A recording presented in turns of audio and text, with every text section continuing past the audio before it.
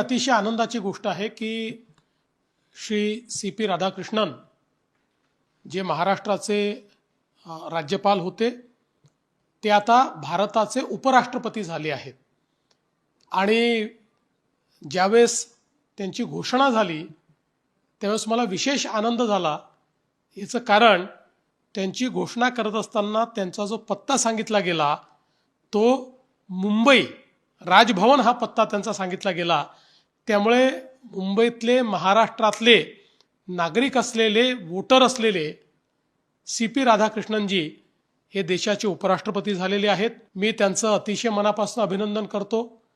देशाचे प्रधानमंत्री माननीय नरेंद्र मोदीजी ज्यांनी या संदर्भात पुढाकार घेतला त्यांचे देखील मी अतिशय मनापासून आभार मानतो।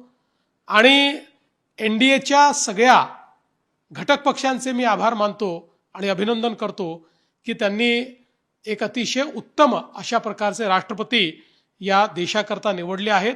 मला विश्वास आहे की श्री सी.पी. राधाकृष्णनजी यांच्या उपराष्ट्रपती पदाच्या काळामध्ये त्या पदाची गरिमा वाढवण्याचं काम ते निश्चितपणे करतील। सर, विरोधकांना त्यांचे जे वोट इंटॅक्ट करताना आले असं चित्र कुठे स्पष्ट झालेलं दिसत आहे।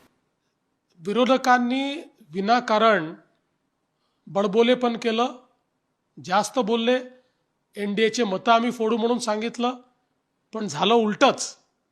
विरोधकांना स्वतःची मतं देखील राखता आली नाहीत हे या निवडणुकीत स्पष्ट झालेलं आहे।